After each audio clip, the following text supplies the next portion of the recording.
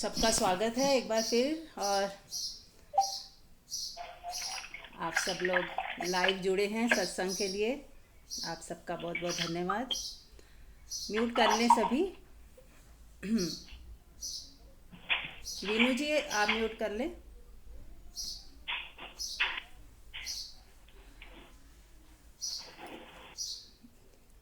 तो रोज की तरह आज भी हम परमात्मा को याद करके सत्संग की शुरुआत करेंगे। तो आंख बंद कर लें, हाथ जोड़ लें, परमात्मा को महसूस करें, उसका एहसास, उसकी याद। जैसे ही हम हाथ जोड़ते हैं, आंख बंद करते हैं, उसका एहसास करते हैं तो एक अलग ही वाइब्रेशन महसूस होती है। ऐसे लगता है कि जैसे माँ ने बच्चे को गोद में उठा लिया हो, जैसे किसी प्रेमी ने प्रेमिका को गले लगा लिया हो। एक बहुत ही मीठा अनुभव होता है हर किसी को। वो इसलिए होता है कि हम अपनी आत्मा के नज़दीक आ जाते हैं, हम अपनी आत्मा को महसूस करने लगते हैं और सारे खजाने हमारे भीतर ही छिपे हुए हैं।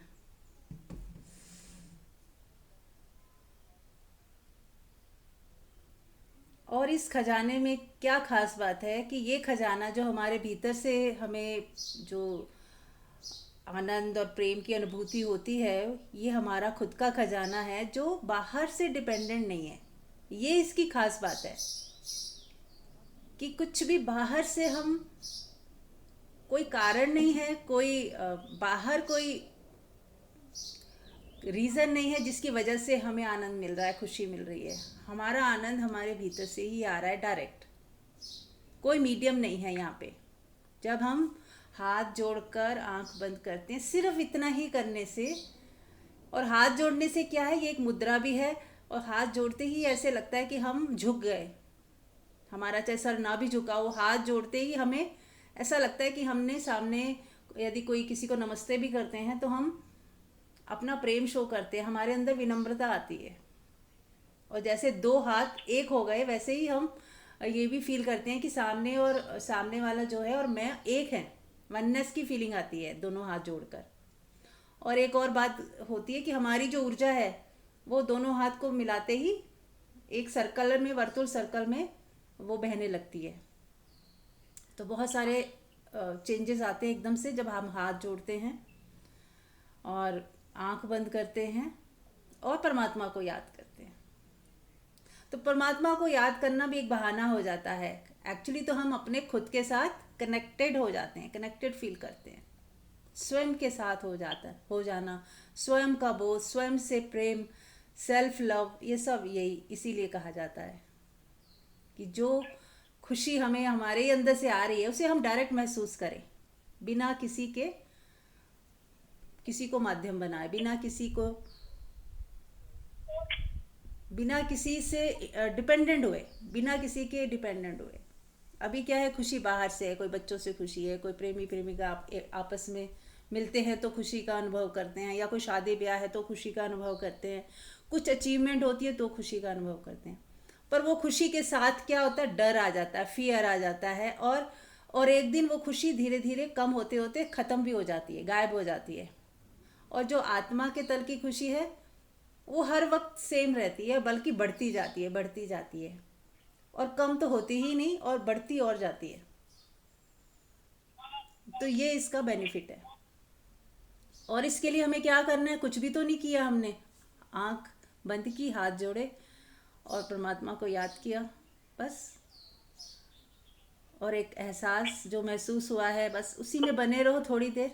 तो आप जितनी देर बने रह सकते हो दिन में, जितनी भी बार आप याद करो परमात्मा को, उसका एहसास करो, स्वयं को महसूस करो, अपने होने का आनंद लो। कितना सिंपल है। ठीक है, चलिए तो शुरुआत करते हैं आप लोगों से। कोई प्रश्न, कोई शेयरिंग आप में से जिसको करना है कर सकते हैं।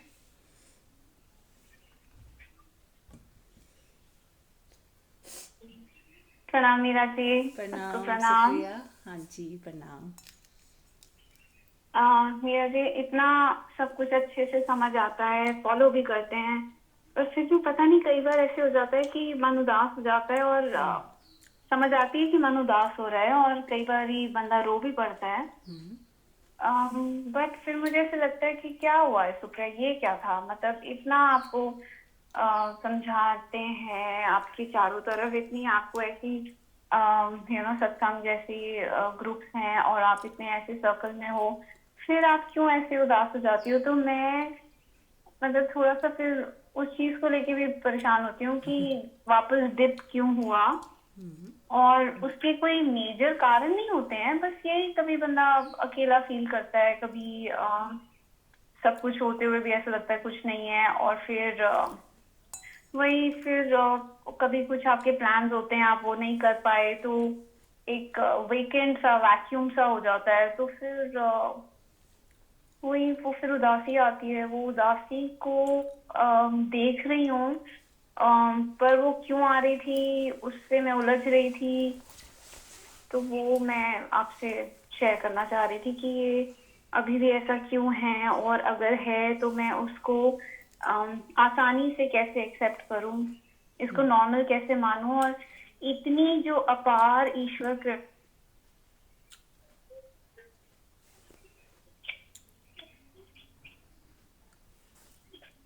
जी तो इतनी जो ईश्वर कृपा है उसके बावजूद अगर ऐसे कुछ क्षण आ जाते हैं तो मैं उसमें अम, अपने आप को फॉरगिव भी नहीं कर पा रही फिर कि ये कैसे हो गया सुप्रिया, तुम कैसे ऐसे फिर से यस, क्लिप कर जाती हो?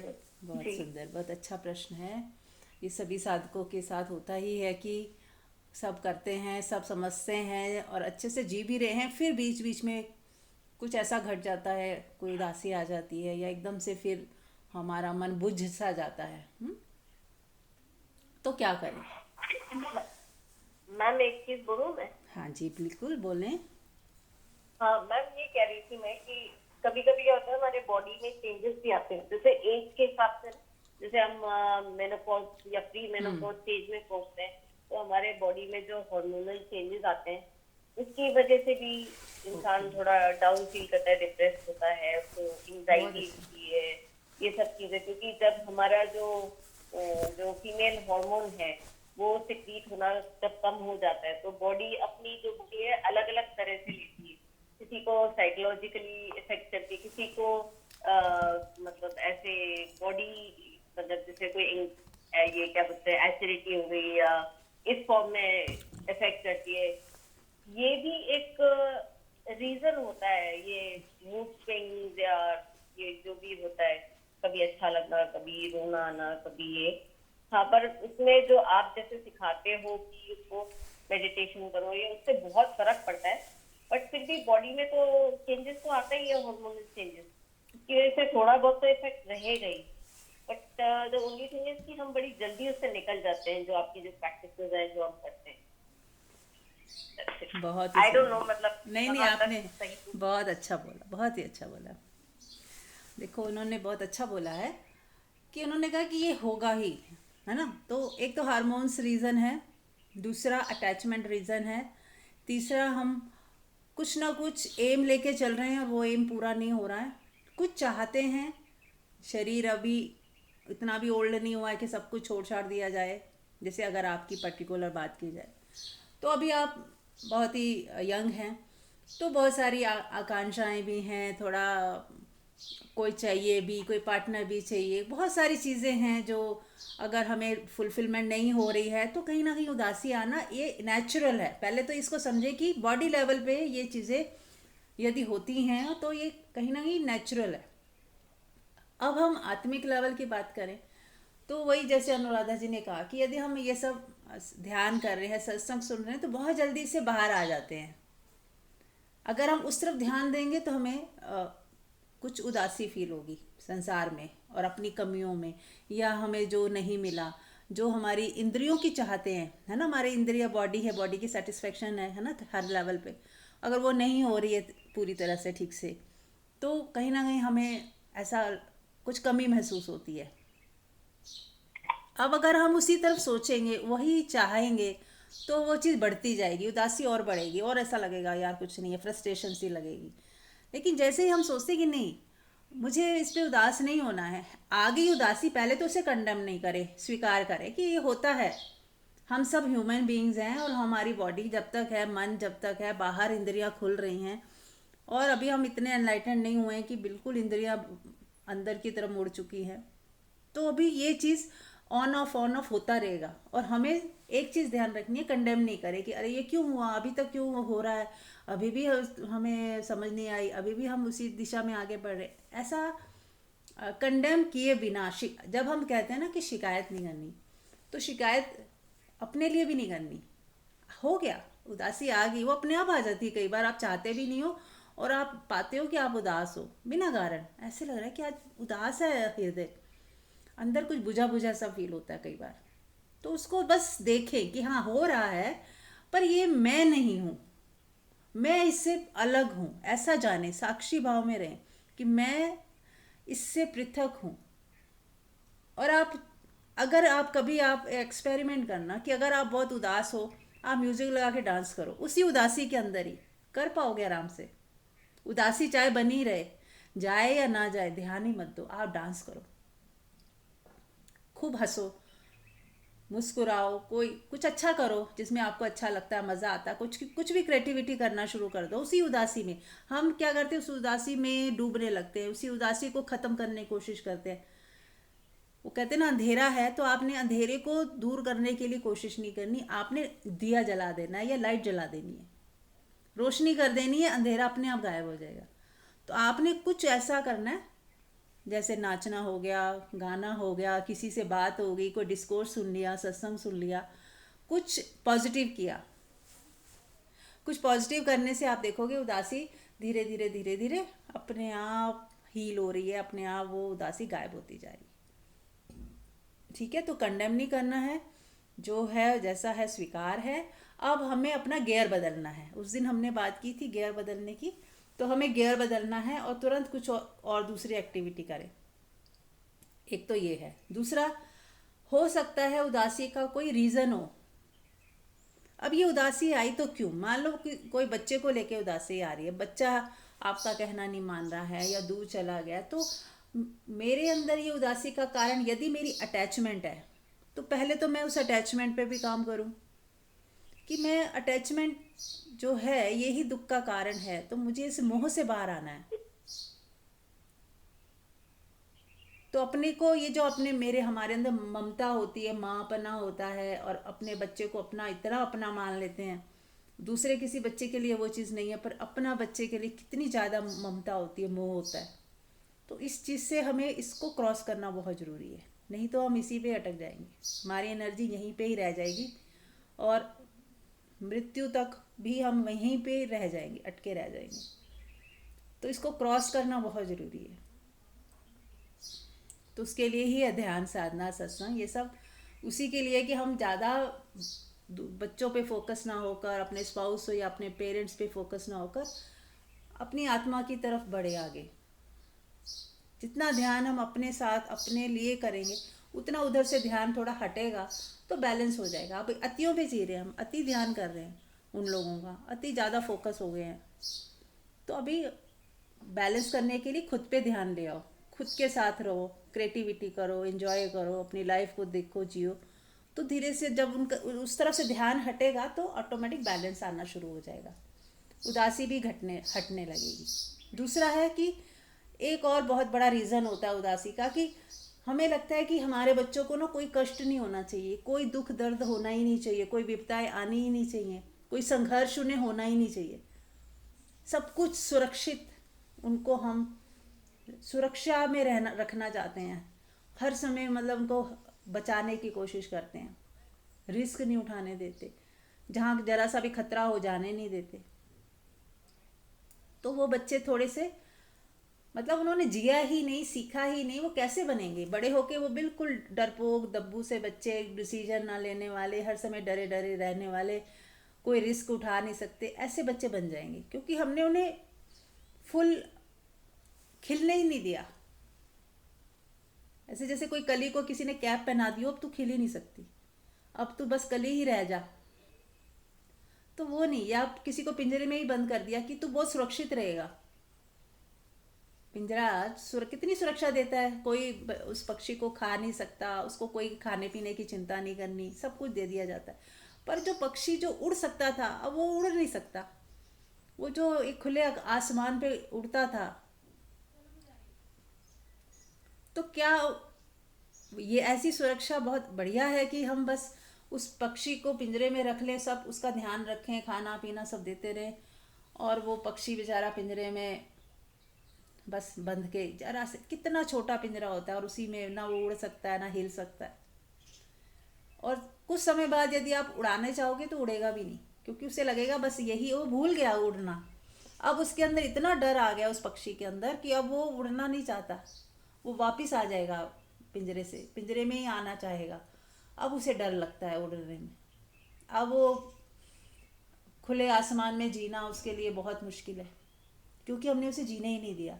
ऐसे ही हम बच्चों के साथ करते हैं, हम बच्चों को इतना ओवर प्रोटेक्ट करते हैं कि हम उसको जीने ही नहीं, हम उसके पंखों को उड़ने ही नहीं देते कि जा उड़ो, अब आपके पंख, अपने पंखों को स्ट्रॉन्ग करो, इस संसार में जाओ और जीना सीखो, संघर्षों के बीच में, डर के बीच में आगे बढ़ो, अपने खुद के डिसीजन लो। जीत भी होती है तो हार भी होती है, हार को भी फेस करो, उसमें भी आगे बढ़ना सीखो। हार को असफलता ना मानो, वो एक सीढ़ी है। तो वो आगे बढ़ते हैं, फिर सीखते हैं, हारना भी सीखते हैं, गिरना भी सीखते हैं, फिर उठना भी सीखते हैं, आगे बढ़ते हैं। तो हर समय एक फियर में, हम बच्चों को लेके कितना फियर में रहते हैं, तो एक उदासी सी बनी रहती है, डर बना ही रहता है। तो हमेशा के लिए इसको, अपने डर को पहले हटाओ कि नहीं, मुझे बच्चों की वजह से उदास नहीं होना। जो मैंने करना था किया, जो मेरा कर्तव्य था वो सब कर ही रहे हैं हम। अब इनकी ज़िंदगी इनके उसमें है कि वो अपने आप बड़े हों, फले फूले, आगे बढ़ें जैसे वो चाहते हैं, जिस दिशा में उनकी जो नियति है, या वो जो बीज लेके आए हैं वो उसी दिशा में बढ़ेंगे आगे, और उन्हें बढ़ने दें। आप बस सहयोग दें, उनको प्रोटेक्शन दें दूर दूर से, ताकि उन्हें कभी बहुत ज़रूरत हो तो आप उनको सपोर्ट करें, है ना। तो इस तरह से हमें बस उन्हें साथ भी रहना है, उन्हें उड़ने भी देना है, उन्हें थोड़ा सा, जब तक वो संघर्ष नहीं करेंगे, कुछ सीखेंगे नहीं, कहीं नुकसान नहीं झेलेंगे, तो स्ट्रॉन्ग कैसे बनेंगे। हम कहते हैं नहीं, इसका नुकसान ना हो जाए, इसको चोट ना लग जाए, हर समय डरते ही रहेंगे, डरते ही रहेंगे, तो वो कभी भी फिर स्ट्रॉन्ग बच्चे बन के नहीं उभरते, डरे डरे दब्बू से। तो हमें थोड़ा अपनी मोह को, ममता को बैलेंस रखना है, अपने ही साथ रखें। ठीक है, बच्चे हैं, बहुत प्यारे हैं, लेकिन बहुत ज़्यादा प्रोटेक्शन में और बहुत सारा उसमें नहीं रखना है। ठीक है, तो ये है एक उदासी का कारण। और दूसरा उदासी का कारण होता है इनसिक्योरिटी। जब हम लोग इनसिक्योरिटी की तरफ ही ज़्यादा फोकस होते हैं, क्या होगा, कल क्या होगा, बुढ़ापे में क्या होगा। बहुत सारे लोग तो बस इसी चिंता में रहते हैं कि बुढ़ापा में ये हो ना जाए, वो हो ना जाए, अरे बुढ़ापा कैसे कटेगा, इसके लिए ये बंदोबस्त कर लो, वो बंदोबस्त कर लो। अरे आने तो दो बुढ़ापा, जब आएगा तब का तब देखेंगे। जब ज़िंदगी इतनी सुंदर तरीके से गुजर रही है तो वो भी अच्छे से गुजरेगी, हम पहले से ही क्यों सोच रहे हैं। आज यदि हमने आज अपने आप को स्थिर रखा, शांत रखा और एंजॉय करना सीखा, पल पल जीना सीखा, हर हाल में खुश रहना सीख लिया, तो बस बुढ़ापा आएगा वो भी हम अच्छे से बिता लेंगे। फिर जब जो हो रहा हो जाएगा उस वक्त देखेंगे, अभी क्यों चिंता करनी है। अभी तो इस पल का मज़ा लें, आज हैं, आज कुछ गड़बड़ नहीं है, आज सब सही है, तो आज का मज़ा लें। और कुछ गड़बड़ है तो उसको फेस करें, उससे कुछ सीखें, उसके सॉल्यूशन ढूंढें, सॉल्यूशन पे काम करें बिना कंप्लेन के, है ना। सीखते जाएं, आगे बढ़ते जाएं, अपनी ग्रोथ करते जाएं। हाँ जी, आप लोग और भी कुछ, आप लोग भी बता सकते हैं, और भी कुछ शेयर कर सकते हैं।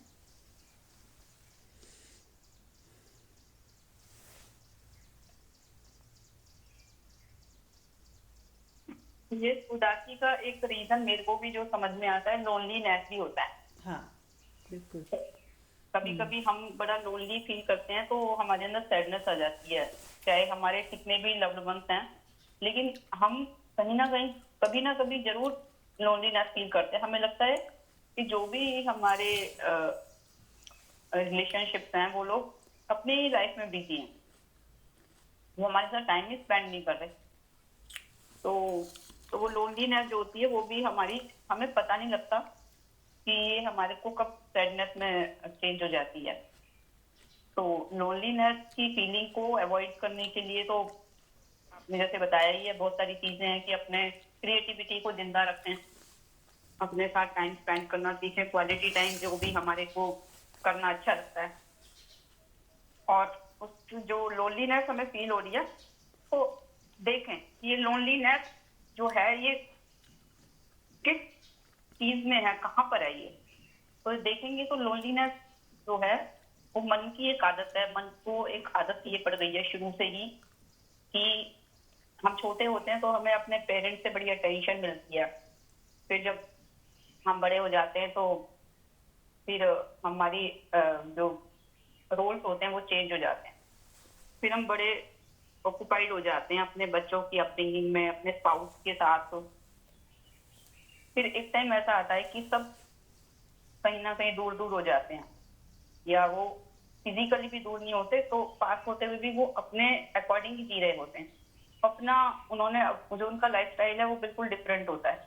तो अब हमें ऐसे लगता है कि अब ये हमारे साथ नहीं है कोई भी, अब मैं अकेली हो गई। तो वो लोनलीनेस तभी फील होती है और वो पता भी नहीं लगता। वो लोनलीनेस और सैडनेस मुझे लगता है एक ही बात। अगर व्यक्ति लोनलीनेस फील कर रहा है तो वो उसको सैडनेस होगी हो। तो ये क्या है कि हमें संबंधों के साथ रहने की जो हैबिट है वो मन को एक आदत है। तो जब हम अपने मन को ये बता सकते हैं कि हम लोनली है ही नहीं, या तो हर व्यक्ति को एक ऐसी फीलिंग हो कि परमात्मा मेरे साथ हमेशा है, मैं मेरे को लोनलीनेस कैसे फील हो सकती है। तो फिर उसको एक भीतर से एंथुजियाज्म रहेगा, वो उसका डाउन ही नहीं होगा। और अगर हो भी जाता है तो सैडनेस है या लोनलीनेस है उसको एक्सेप्ट करें और तुरंत उसको जितना एज सुन एज पॉसिबल है अपने को खुश रखने के लिए कुछ भी निकाल लें साधन, जो भी हमें लगे कि हाँ इस चीज से मेरी सैडनेस दूर हो जाएगी। और एक बात मैंने जो पहले भी शेयर की थी कि जब भी लोनलीनेस फील हो या सैडनेस फील हो तो अपनी पास्ट की कोई भी ब्यूटीफुल जो मेमोरीज हैं, जो कहते हैं ना स्वीट मेमोरीज, उनको जिए, फिर से रीलिव करें। अपनी कोई भी ऐसी मेमोरीज हो जो आपको बहुत उस समय खुश कर गई थी, तो आपके जो जो हार्मोनल चेंजेस आए थे या हार्मोन्स रिलीज हुए थे जिससे सैडनेस फील हो रही थी, तो आपकी जैसे ही आप उस हैप्पी मोमेंट को रीलिव करेंगे, उन ब्यूटीफुल मोमेंट्स को चेरिश करेंगे, तो वो आपके हैप्पी हार्मोन्स रिलीज होने शुरू हो जाए। तुरंत उसको जो हमारे सैडनेस वाले हार्मोन्स हैं उनको डिलीट कर देंगे, उनको खत्म कर देंगे, वैनिश कर देंगे और हैप्पी हार्मोन्स रिलीज होंगे तो हम लोग खुशी का अनुभव करने लगे। थर्ड मैंने एक टेक्निक बताई थी कि आपको सैडनेस अकेली ना हो, उसके लिए आपको हर घंटे में 5 ब्रेथ ऐसे लेनी है कि इनहेल नाक से करके और दोनों होठों से जैसे पाउच बनाते हैं या चोटी बनाते हैं तो उसमें इसे स्ट्रॉ ब्रीदिंग बोलते हैं, एक्सहेल करें। तो ये हर घंटे बाद 5 सिर्फ ब्रीदिंग स्ट्रॉ ब्रीदिंग कर लें। और टाइम हो तो कभी भी 5 मिनट कंटिन्यूसली भी कर सकते हैं, जितना भी टाइम हमारे पास हो, जितनी देर हमें करना अच्छा लग रहा है हम कर सकते हैं। तो इससे हमारे अंदर वो जो फीलिंग्स है नेगेटिव इमोशंस वाली जो हम अननोइंगली हमारे को ओवर पावर कर लेती हैं, तो बहुत ज्यादा चांसेस है कि वो ओवरकम ही हो जाएंगी, आएगी ही नहीं। थैंक यू जी, बहुत सुंदर। तो उदासी देखो आती ही है, जैसे दिन के बाद रात आती है ना, वैसे हर व्यक्ति को उदासी कभी ना कभी घेरती ही है। कोई ये बहुत खराब बात है या होनी ही नहीं चाहिए ऐसा भी नहीं है ना। तो उस उदासी को पहले तो उसका स्वागत करें कि ठीक है उदासी, ओके, इट्स ओके। अब उसको आप या तो ध्यान में एक और टेक्निक है, उसको देखें, सिर्फ देखें। आंख बंद करके उसे देखें तो आपको एक दूरी महसूस होगी। देखते जाएं, देखते जाएं, देखते जाएं, देखते जाएं, और ऐसा महसूस करें कि मेरे देखने मात्र से वो डिलीट हो रही है, उदासी गायब होती जा रही है, छूमंतर होती, जैसे सूरज की रोशनी से वो कहीं मॉइस्चर होता है वो गायब होने लगता है, गीले कपड़े सूखने लगते हैं। ऐसे ही उदासी जो है, हमारी जो चेतना की एनर्जी जा रही है, रोशनी पड़ रही है उस पर, और वो उदासी गायब होती जा रही है, कम होती जा रही है, कम होती जा रही है, और एक टाइम आएगा 5-10 मिनट में आप पाओगे उदासी चली गई। इसको भी आप करके देखें, है ना, बिना कंडेम करे, बस देखें। देखने मात्र से ही चीज़ें बदलने लगती हैं। ये देखना इतना बड़ा आर्ट है जिसमें कुछ करना भी तो नहीं है। ये क्या कुछ करना जैसा क्या है उसमें? कुछ नहीं किया हमने, सिर्फ तो देखा। देखना आपके मतलब आप खुद परमात्मा हो। ये कौन है? नीलम जी आप म्यूट कर लें। Sorry sorry Meera ji. कोई बात नहीं, हो जाता है कई बार। तो क्योंकि हम खुद परमात्मा हैं, हम खुद चेतना हैं, हमारा खुद का प्रकाश जब अंधकार पे पड़ेगा वो गायब होने लगेगी। जिस भी तरफ आप अपना प्रकाश लेके जाओगे वही फलने फूलने लगेगी। जैसे मान लो आप पौधों को प्रेम करते हो, आप पौधों को खूब ध्यान देते हो, तो आपका ध्यान जा रहा है ना वहाँ पे, तो आप देखोगे अरे ये घास उगी हुई है हटा दो, पानी सूख गया है पानी दे दो। तो आपने जब ध्यान दिया तो आपने कुछ कर्म भी किए और कुछ उसको और सुंदर बनाया। ऐसे जब आप घर पे ध्यान देते हो तो लगता है अरे ये कोना गंदा है, इसको ठीक कर लो, चादर सिलवटें पड़ी हैं, इसको थोड़ा झाड़ के फिर से मैं बिछा दूँ। कोई भी कोना गंदा दिखेगा आप फट से साफ करोगे, क्योंकि आपकी चेतना जहाँ भी पड़ेगी ना उसको खिला देगी, उसको सुंदर कर देगी। क्योंकि सत्यम शिवम सुंदरम आपने देखा होगा, सुना होगा कि सत्य जो है वो सुंदर भी है, वहाँ सुंदरता आ जाती है। जहाँ पे सत्य की रोशनी पड़ती है वहाँ सुंदर होना चाहिए कुछ। तो जहाँ भी आपका ध्यान जाता है वहाँ पे कुछ सुंदर हो जाता है। इसी तरह किसी दूसरे का भी ध्यान जब हमारे ऊपर पड़ता है तो हमें भी सुंदर फील होता है, यानी अच्छा फील होता है ना। कोई ध्यान देता है, हमसे बात करता है, कोई हमारे को टाइम देता है, अटेंशन देता है, तो हमें अच्छा फील होता है। और जब कोई ना हो, मान लो एक भी व्यक्ति अटेंशन नहीं दे रहा, बात नहीं कर रहा, तो बहुत अजीब सा लगता है। क्योंकि हम लोग सामाजिक प्राणी हैं। हम लोग, इंसान जो है अकेले रहने के लिए पैदा नहीं हुआ। उसको वो भीड़ में रहना या फैमिली में रहना उसे वही अच्छा लगता है। तो अटेंशन जब बाहर देते हैं या जिस भी व्यक्ति को देते हैं वो व्यक्ति भी भगवान हो जाता है। होता है ना, जैसे हमने किसी को अटेंशन दी तो वो हमारे लिए ऐसा लगता है कि वो कितना सुंदर है इंसान, कितना प्यारा है। और जब हमें कोई नाराज़गी हो जाए उस व्यक्ति से या उसकी कोई बात खल जाए, चुभ जाए, अब वो व्यक्ति बेकार हो गया हमारे लिए।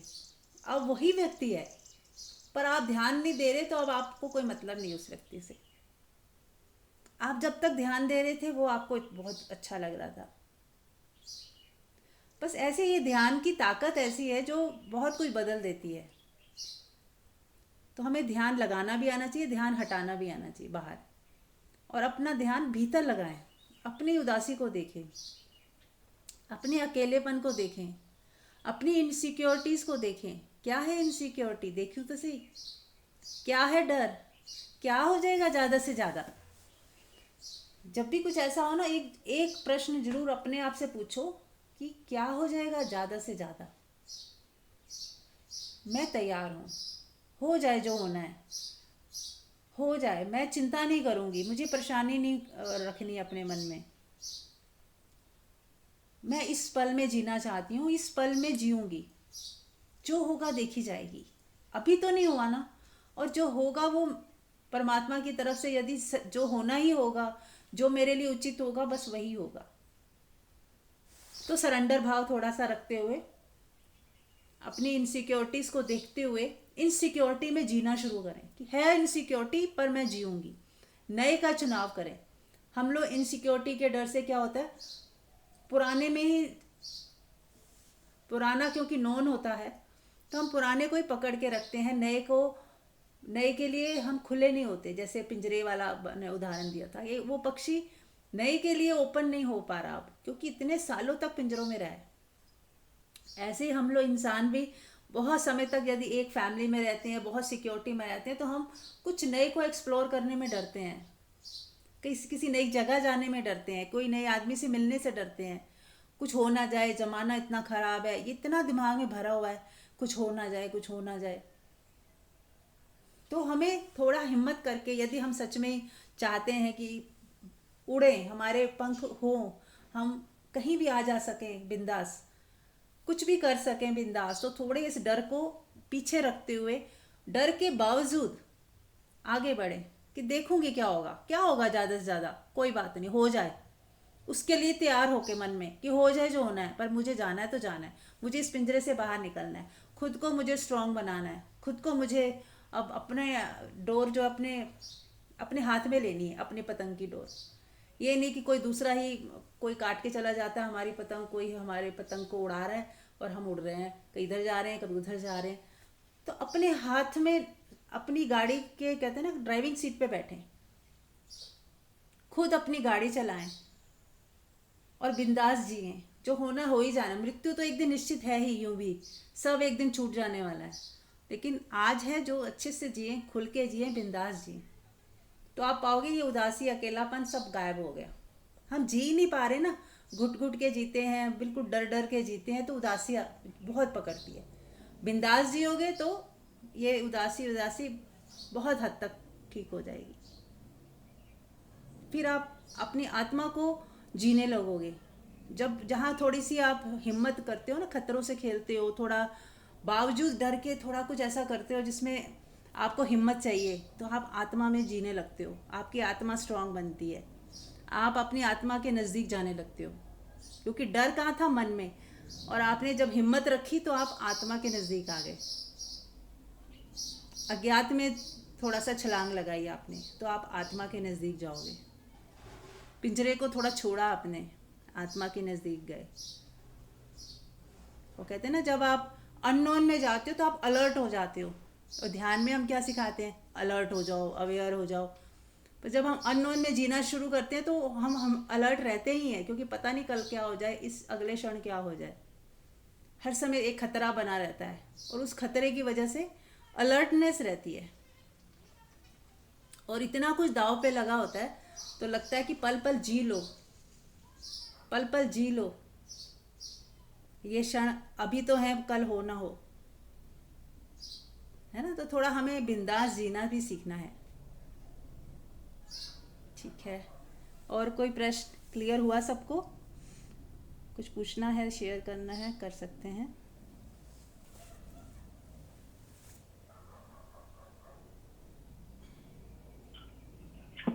तो हाँ जी।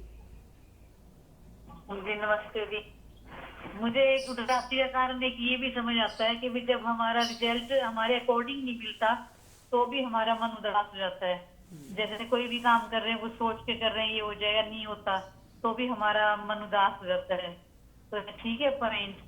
हाँ बिल्कुल। जब वो तो देखो, ये यही मैं कह रही हूँ ना, ये कहीं कहीं कभी कभी नेचुरल भी होता है। हम कुछ उम्मीद लगा के बैठे हैं और वो नहीं हुआ। हम बहुत, मान लो हमें कहीं जाना है, हम एकदम तैयारी करके बैठे हैं, अचानक प्रोग्राम कैंसिल हो गया, तो हल्की सी उदासी तो आती है ना। एकदम ऊर्जा जो बह रही थी, उदासी का मतलब एक ऊर्जा बह रही थी और बहने को तैयार थी, और आपने उसे एकदम से सब बांध लगा दिया, स्टॉप कर दिया।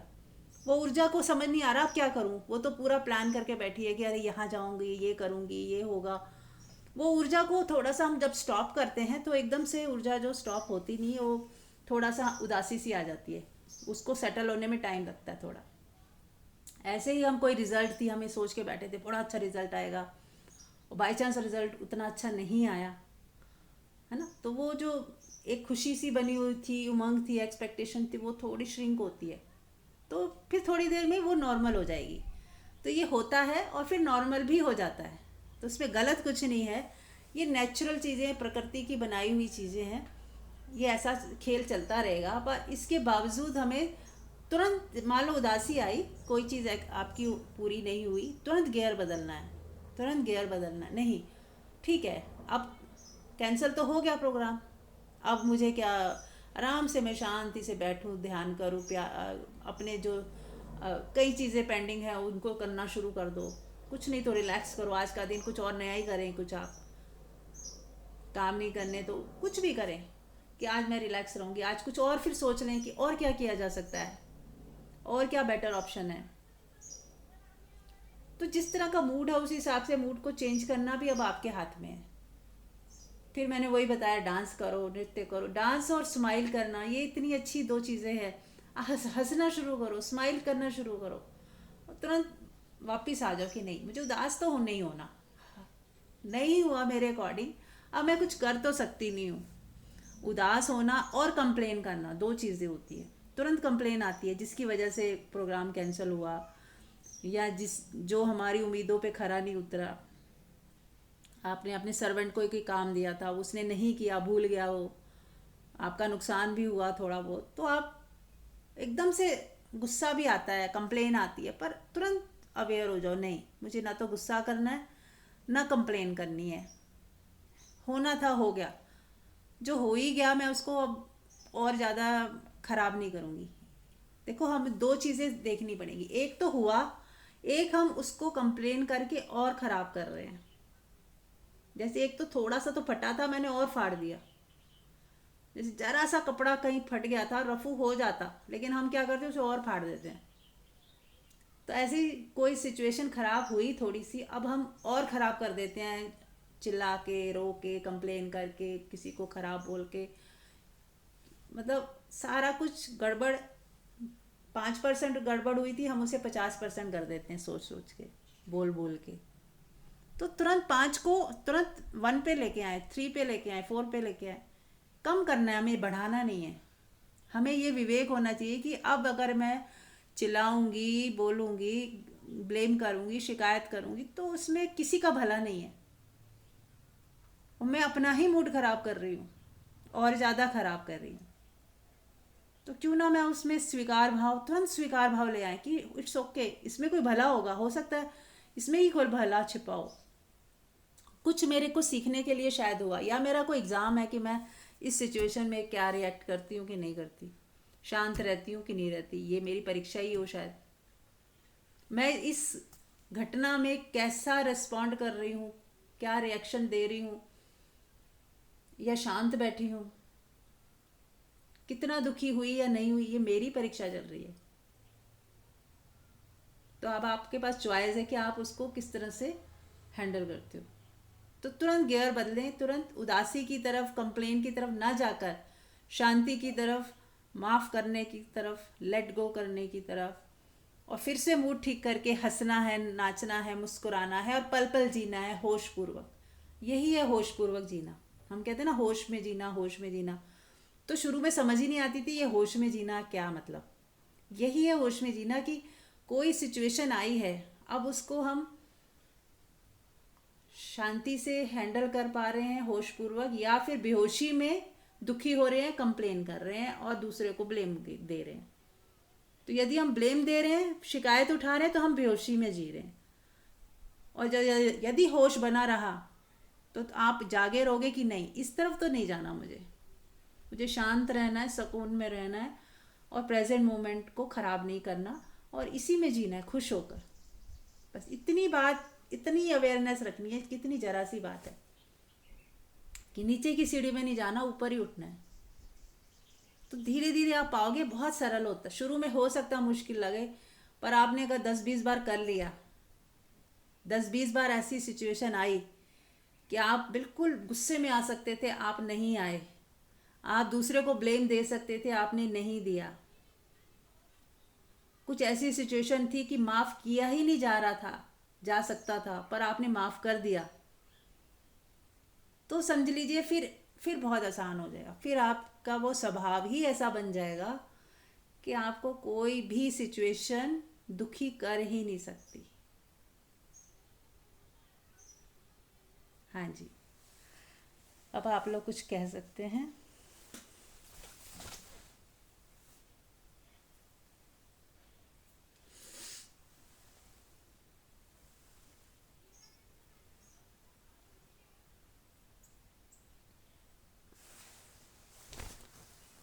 है, कोई शेयर नहीं कर रहा है तो फिर ध्यान कर लेते तो हैं। हाँ जी, बोलिए। मैं तो कुछ नहीं बोल सकता, चलो मैं ही अपनी हाँ शेयरिंग करती हूँ। हाँ हाँ, करो मंजू, प्लीज।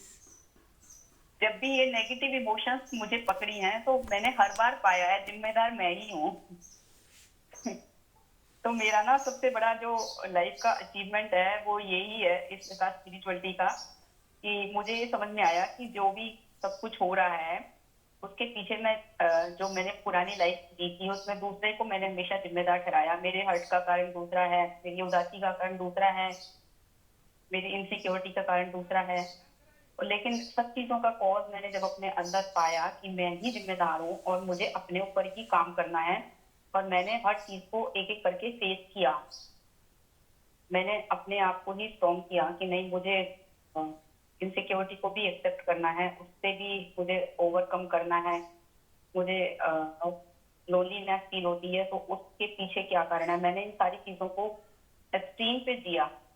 और फिर धीरे धीरे धीरे धीरे फाइंड आउट करके एक एक करके लेयर्स को पकड़ा, बहुत ज्यादा इन पे अटेंशन दी कि जितनी भी चीजें हैं, अगर जब तक मैं ये सोच रही हूँ दूसरा जिम्मेदार है तो मैं तो कभी भी इन सारी इमोशन से बाहर ही नहीं आ पाऊंगी।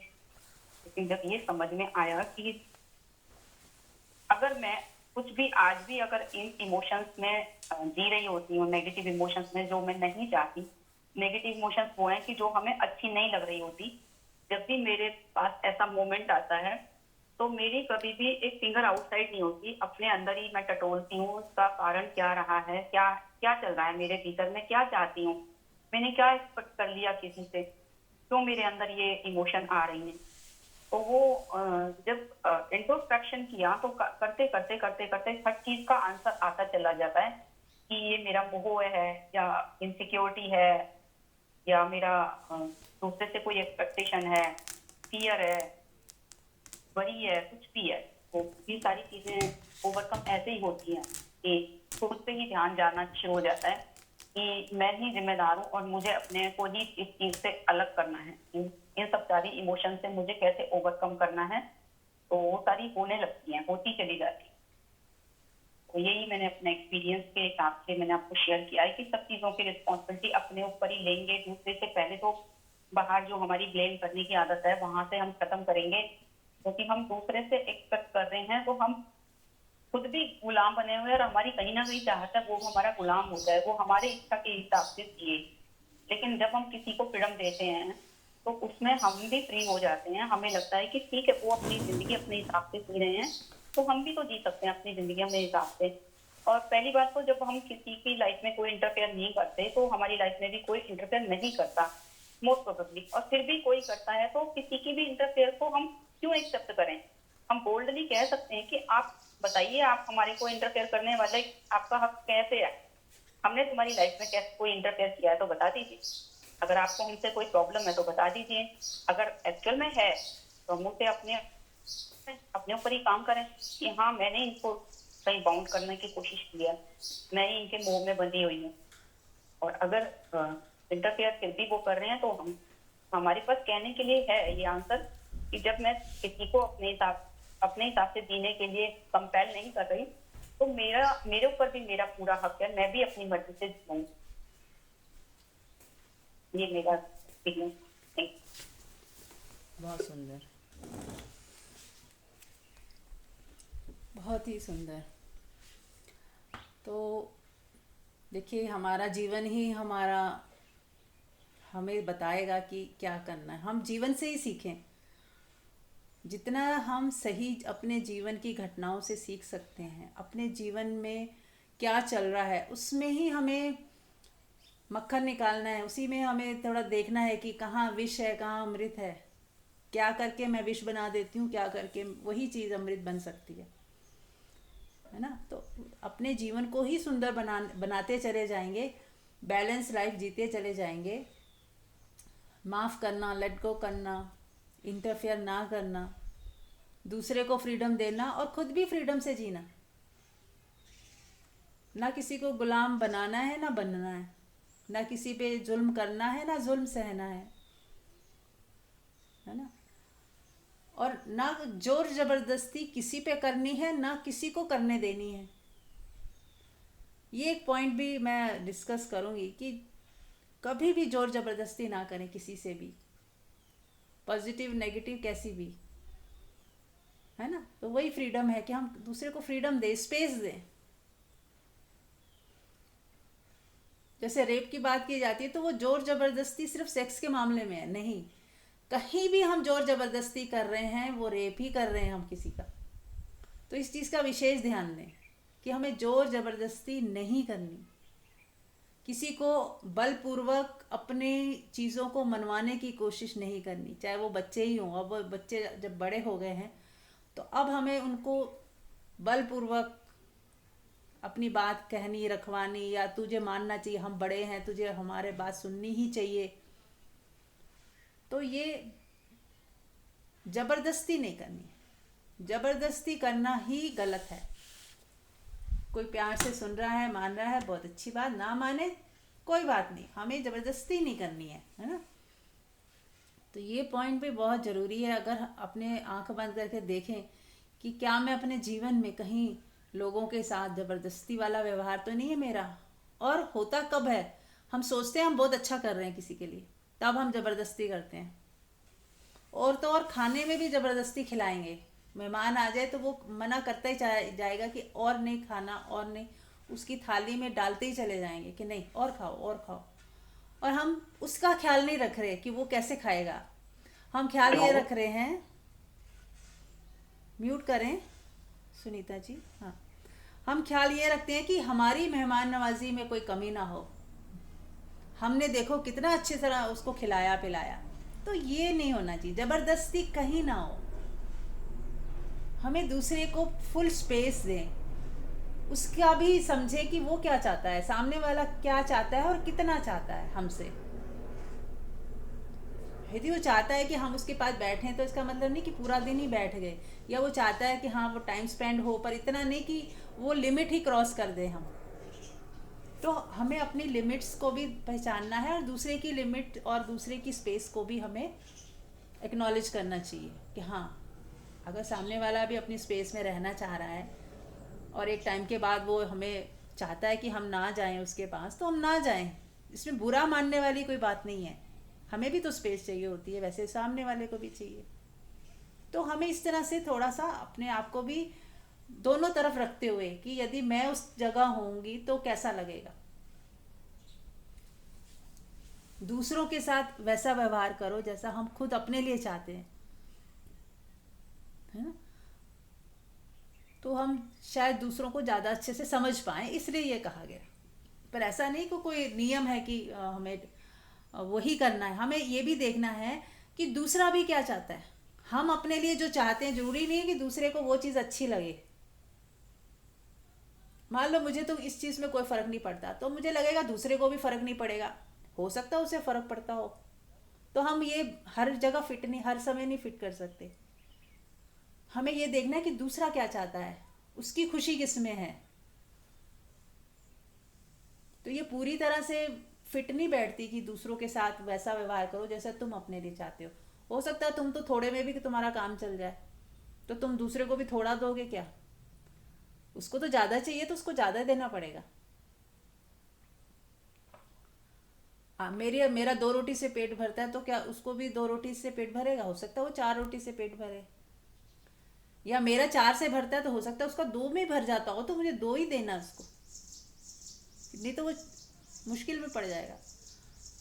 तो ऐसा हमें दूसरों का भी देखना है कि वो हर व्यक्ति यूनिक है। हम अपनी चीज़ें दूसरे पे थोप भी नहीं सकते। या मुझे किसी चीज़ में मज़ा आता है तो दूसरे को ज़रूरी नहीं उसी चीज़ में मज़ा आए। यदि हम स्पिरिचुअल हैं या हम सत्संग सुनते हैं, हमें ध्यान साधना मज़ा आ रहा है, तो हम ये नहीं कि दूसरे को बताएं और उसको थोपें कि नहीं तुझे भी बहुत अच्छा होता है, तू कर, तू सुन। ज़बरदस्ती यदि हमने करी तो हो सकता है वो कभी भी ना सुने ज़िंदगी में, क्योंकि उसे जो चीज़ बच्चों को हम ज़बरदस्ती करते हैं किसी के साथ भी, तो कई बार वो और ज़्यादा दूर चले जाते हैं। और जब हम कोई ज़बरदस्ती नहीं करते, किसी को कुछ नहीं कहते, सहज कह दिया तो कह दिया, सहज बता दिया 1 बार 2 बार, उसके बाद छोड़ दो। जब वक्त आएगा, जब वो चाहेंगे, तब वो इस दिशा में अपने आप आ जाएंगे।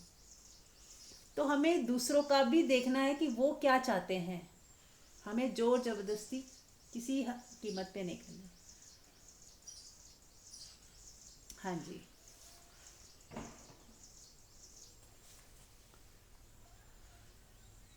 चलिए आंख बंद कर लेते हैं और थोड़ा ध्यान करते हैं। हाँ इंदु, कुछ कहना है?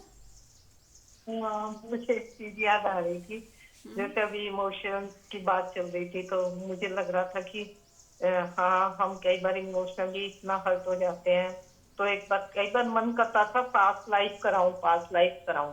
लेकिन अब मुझे लगता है कि पास्ट लाइफ की जरूरत ही नहीं है, जब हमें सारा समझ आ रहा है कि ये किस वजह से हो रहा है, क्यों हो रहा है।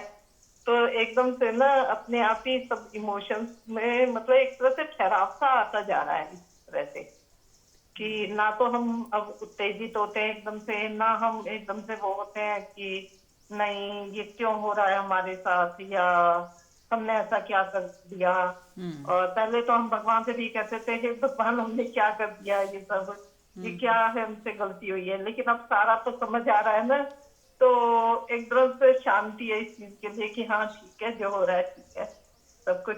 और हमने ये देख लिया कि ये सब हमें उस परमात्मा की तरफ ही धकेल रहे हैं, ये सारे जो भी हमारे ये भी नेगेटिव साइड थे, तो और भी ज्यादा बिल्कुल ही चित्त ठहर जाता है इस तरह।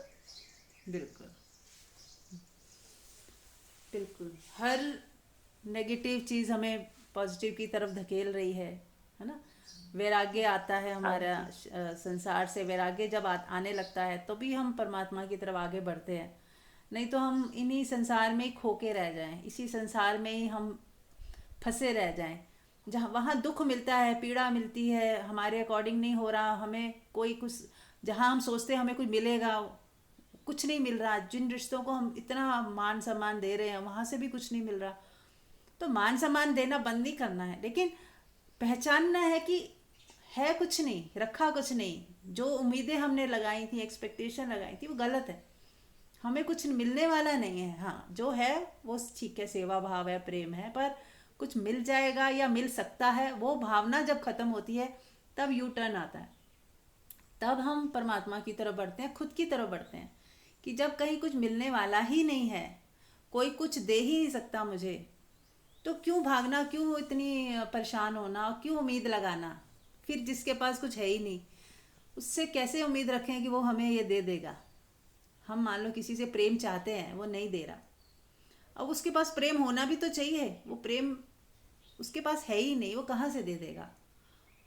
तो ऐसे ही हमें जब समझ आती है तो धीरे धीरे हमें फिर ये शिकायतें ये सब गिर जाती हैं कि नहीं, किसी का कसूर नहीं है, उनके पास वो चीज़ है ही नहीं जो हम मांग रहे हैं, जो उम्मीदें लगा के बैठे हैं वो कर ही नहीं सकते। जैसे मान लो आम का वृक्ष है, अब हम कहें कि इसमें करेले निकलने चाहिए, या करेले का पौधा है उसमें करेले ही उगते हैं, तो हम कहें नहीं आम उगने चाहिए। तो उनका कसूर नहीं है, ये हमारा कसूर है कि हम किससे क्या उम्मीदें लगा के बैठ गए हैं। जो दे ही नहीं सकता उससे वो उम्मीदें लगाते हैं। यदि आम से आम की उम्मीद लगाएं, करेले से करेले की, नीम से नीम की, तो बात बन जाती है। तो हमें पहचानना पड़ेगा कि हर व्यक्ति की यूनिकनेस है। वो कोई एक चीज़ पूरी करता है, 4 चीज़ें वो पूरी नहीं कर सकता, क्योंकि उसके अंदर वो इनबिल्ट ही नहीं है, वो सिस्टम ही नहीं है वो देने का। तो जो है, जो मिल रहा है उससे राजी रहें, और जो नहीं मिल रहा उसकी तरफ हटा दे ध्यान, और अपने बीइंग में आ जाएं, अपने साथ, अपने सुकून में, शांति में, प्रेम में, अपने से राजी हो जाएं, है ना। एक होता है कि बाहर कहीं मिल तो सकता था, मुझे नहीं मिला, और एक पॉइंट ये है कि बाहर है ही नहीं मिलने के लिए। तुम कहीं चले जाओ, कुछ भी मिल जाए, तुम खाली के खाली ही रहोगे।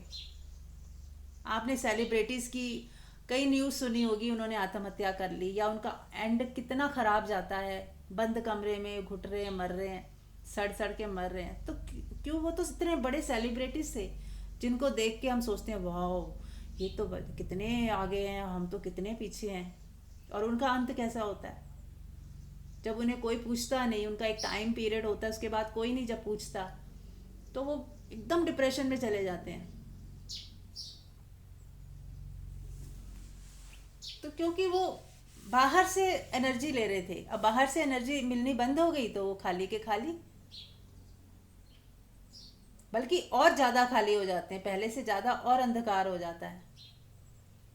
तो क्यों ना हम शुरू से ही सावधान रहें कि बाहर ठीक है एक नाटक की तरह चल रहा है तो बहुत बढ़िया है। कोई अगर सेलिब्रिटी भी है, यदि वो सच में अवेयर हो जाए कि ये बाहर की चमक दमक ये सब टेम्परेरी है और ये एक टाइम के बाद नहीं मिलेगी, पर मैं मेरे से राजी हो जाऊं, मैं अपने साथ आनंदित रहूं, अपने ही साथ अपनी बीइंग में खुश रहूं, तो फिर बाहर की चमक भी आपको कोई भी डिप्रेशन में नहीं ले जा सकती। तो आत्मा का पता होना, आत्मा का ज्ञान होना और आत्मा में टिकना, ये आना जरूरी है। उसके लिए ध्यान, साधना, सत्संग और एक कोशिश, हर समय एक कोशिश ये रखें, अवेयरनेस रखें कि मुझे शांत रहने की तरफ, आनंदित रहने की तरफ, शांति बनाए रखने की तरफ कदम बढ़ाने हैं। शिकायतों की तरफ, कंप्लेंट्स की तरफ नहीं जाना। मुझे अपना रास्ता बस ठीक चुनते जाएं। हर समय एक आपके पास दो रास्ते होंगे, एक नीचे गिरने वाला, एक ऊपर उचड़ने वाला, एक गाली गलौज वाला, एक लड़ाई झगड़े वाला, एक तू तू मैं वाला, और एक शांति, सुकून, क्षमा करने वाला, दया करने वाला, करुणा वाला। तो आपको कौन सा चुनना है वो आपको तय करना है ना। तो जितना आप पॉजिटिव चुनेंगे उतना ही आप सुखी होते जाओगे और आत्मा के नज़दीक आते जाओगे।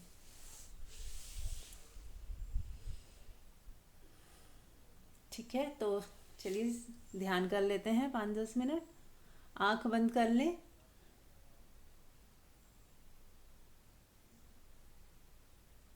और ये जो 10 मिनट हम अब ध्यान करेंगे, मन में संकल्प लें कि 10 मिनट तक आंख नहीं खोलनी है तो नहीं खोलनी है।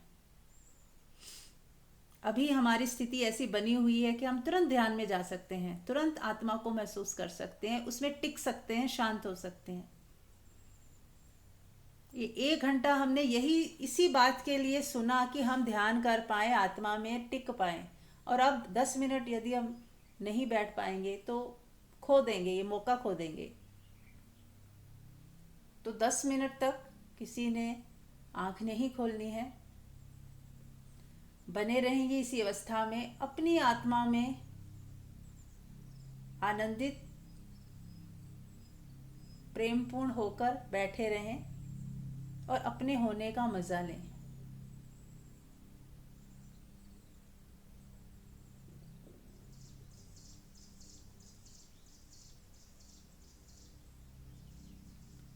और यदि किसी को शारीरिक पीड़ा है, उदासी है, तो एक टेक्निक कर सकते हैं कि एक गोल्डन डिवाइन लाइट आ रही है और आपके सहस्त्रार चक्र से, सर से आपके पूरे शरीर में वो प्रवेश कर रही है।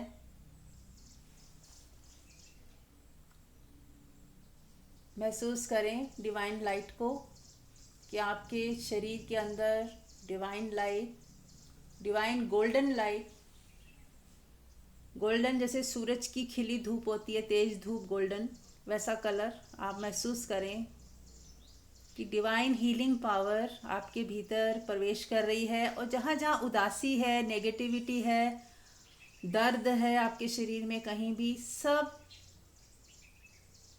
हील हो रहा है, सब गायब हो रहा है। जो उदासी है वो गायब होती जा रही है, जो नेगेटिविटी है गायब हो रही है, जो पीड़ा है, दर्द है, बीमारी है, सब जा रही है।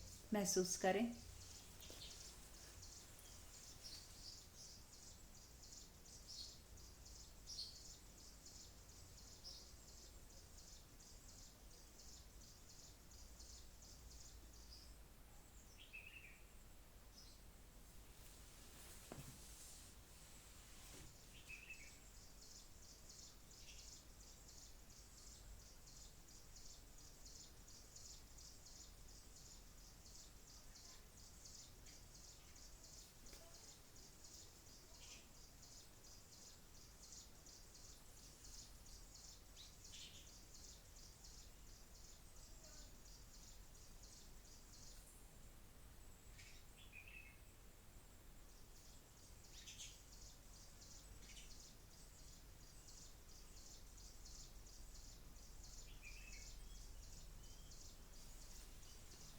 जहाँ कहीं दर्द है या उदासी है, उसको महसूस करते हुए मन ही मन बोल सकते हैं, I am sorry, please forgive me, thank you, I love you. I am sorry, please forgive me, thank you, I love you. I am sorry, please forgive me, thank you, I love you. I am sorry, please forgive me, thank you, I love you.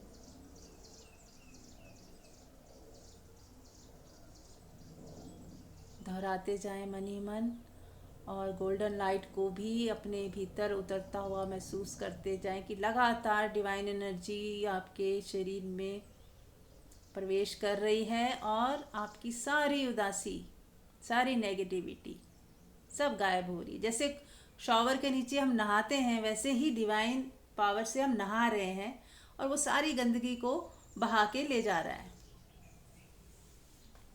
महसूस करें और बोलते जाएं मन ही मन, I am sorry, please forgive me, thank you, I love you. तो एक तरफ शॉवर हो रहा है और मन ही मन आप, I am sorry, please forgive me, thank you, I love you. I am sorry, please forgive me, thank you, I love you.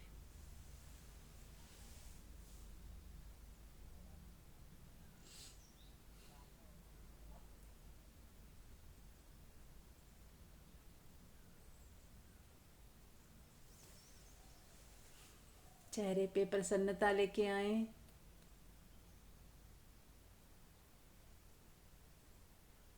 खुशी का एहसास,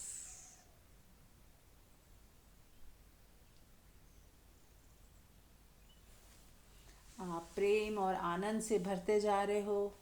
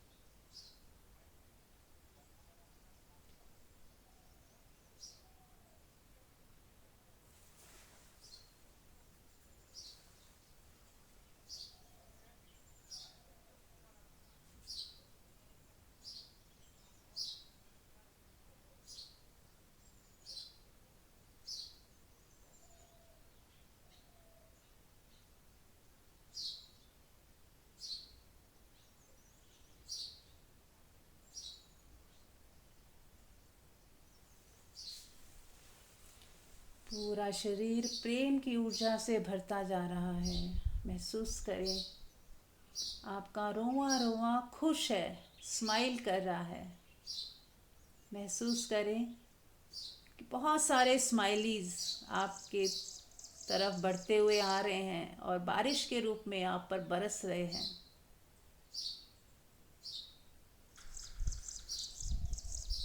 जैसे स्माइलीज की बारिश हो रही है और अपने एक एक कण को हंसता हुआ देखें, मुस्कुराता हुआ महसूस करें।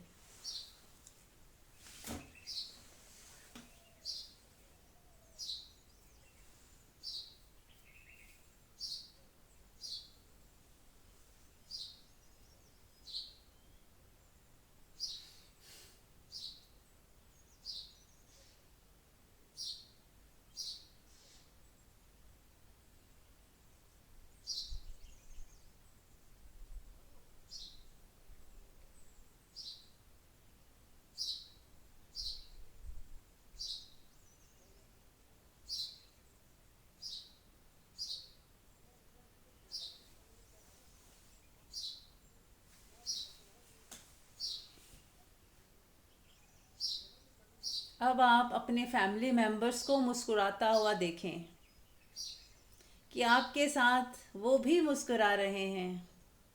आपके बच्चे, आपके स्पाउस, पेरेंट्स सब मुस्कुरा रहे हैं, बहुत खुश हैं, और स्माइलीज़ की बारिश उन पर भी बरस रही है और वो भी बहुत खुश हैं।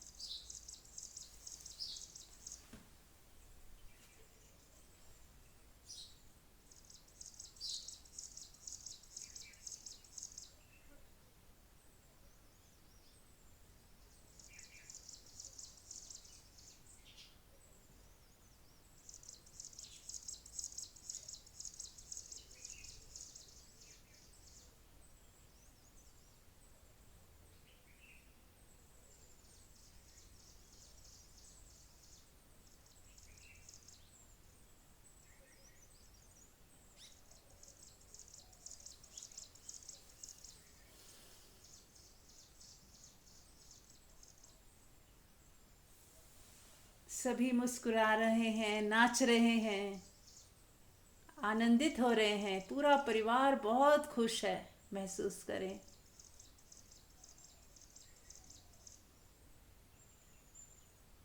उनके हंसते मुस्कुराते चेहरे देखें।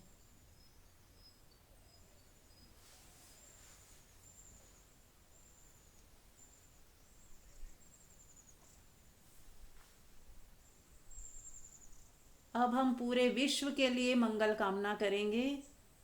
सभी सुखी हों, आनंदित हों, स्वस्थ हों। सभी आनंदित हों, खुश हों, स्वस्थ हों। सबका मंगल हो, सबका मंगल हो, सबका कल्याण हो, सबका कल्याण हो, सबका कल्याण हो। सभी सुखी हों, आनंदित हों, स्वस्थ हों। पूरा विश्व